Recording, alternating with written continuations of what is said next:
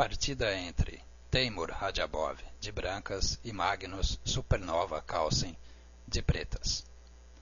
Partida realizada em 28 de abril de 2008, em Baku, capital do Azerbaijão, válida pelo Grand Prix da FIDE. Defesa siciliana aberta, variante do dragão. Bispo E3, e aqui não tem cavalo G4 porque depois de bispo B5 as brancas ganham material. Então nada de cavalo G4 por enquanto. Então tem que jogar bispo G7. F3 para impedir o salto do cavalo. Cavalo C6. Ataque Yugoslavo.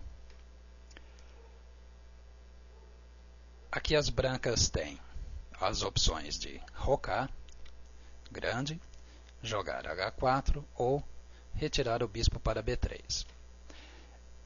Essa ordem de lances escolhida por Radjabov é para evitar algumas linhas das quais ele não gosta. Por exemplo, aqui torre C8, as brancas poderiam rocar grande, mas aí teriam que enfrentar a possibilidade de cavalo por D4, entregam um peão às pretas na ala da dama, rei G8, e agora vão jogar torre de C8 para B8, ganhando um tempo em cima da dama e coordenando um ataque na ala da dama. O problema é que essa variante ela foi popularizada por jogadores do Azerbaijão, compatriotas de Radjabov. Provavelmente por isso, Radjabov não quer experimentar jogar contra essa variante. Então, H4. H5, a outra alternativa seria jogar cavalo E5 e vir em busca do par de bispos. O problema é que depois de H5 a iniciativa das brancas é muito forte, compensa o material sacrificado. Então H5, roque, cavalo E5, chegamos à posição tradicional. Bispo G5, torre C5, uau! Eles estão jogando como nos velhos tempos. A ideia de torre C5 é sacrificar a torre pelo bispo, no momento de apuro, para desafogar a posição. Rei B1, torre E8, que é um lance mais moderno, digamos. O lance mais antigo é B5, G4, A5, GH5, e a posição ela é bem tática e cheia de golpes. Mas Magnus preferiu jogar torre E8. A opção aqui para as brancas é torre de H E1, e em caso de dama 5, A3 exclama. Partida Anand Kasparov, jogada em Nova York em 1995, válida pelo título mundial. Mas Radjabov joga sempre para o ataque, então G4. Por G4, as brancas vão continuar sacrificando. H5, levando à frente aquele lema de Fischer. Dragão, coluna H, sacrifício, sacrifício e mate. As pretas aceitam um novo peão e agora uma qualidade. Coluna H, então dama H2, dama por G5. A alternativa aqui, não muito boa, seria cavalo D5. As pretas coordenam as suas peças na ala da dama e tem um jogo ativo de peças. Como Radjabov queria continuar jogando no ataque, dama por H5. Dama A5, atacou o bispo, defendeu. Opa! Devolveu a qualidade. E6, para aliviar um pouco a pressão das brancas em cima do rei preto, e o rei agora tem uma rota de escape. Rei F8, F8 E7, E7 D8. Cavalo F5, só no golpe.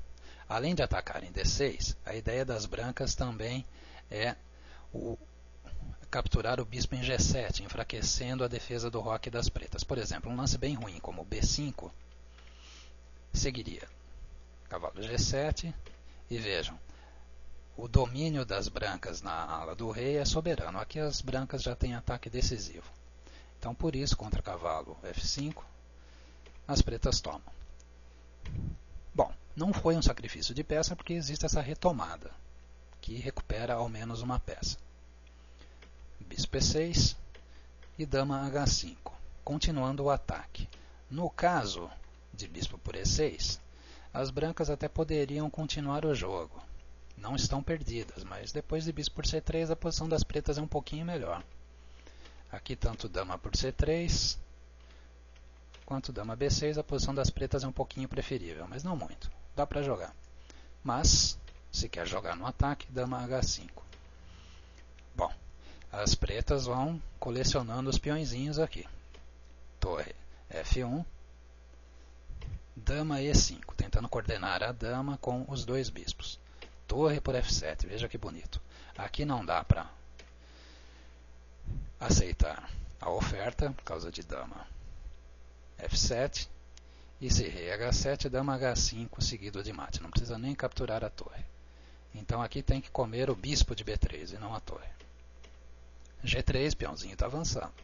Rei A2, torre F8, tentando trocar peças. Como as pretas têm vantagem material, nem que seja um peão, elas querem trocar as peças para jogar o final. A Radia aceitou. Bom, eu não vejo nenhum problema em jogar torre por B7. Não vejo como as brancas perdem aqui. As pretas estão melhores, sim, mas cadê o ganho? Em caso de dama 5, cavalo A4. E, em caso de G2, dama G4, segue o jogo. Em vez disso, Radiabov capturou e trocou as peças. Bom, dama G4 e 3, aqui os dois estavam em tremendo apuro de tempo. G6, armando a ciladinha. E aqui, Magnus se empolgou e jogou E2.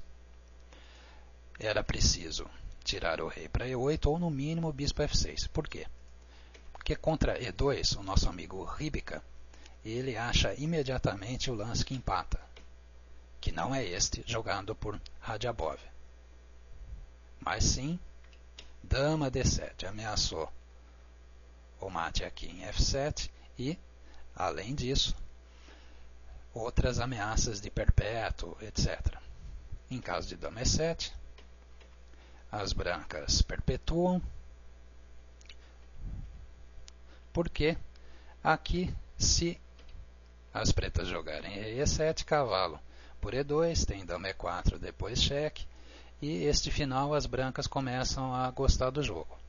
Então, contra dama F5 tem que jogar rei G8, empate. Tá? Em vez disso, Teimur jogou dama F3 e agora as brancas estão perdidas, infelizmente, porque o rei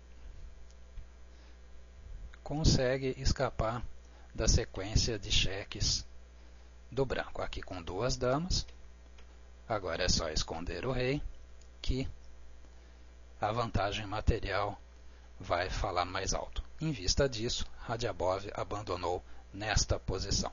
Uma grande vitória de Magnus Supernova Carlsen.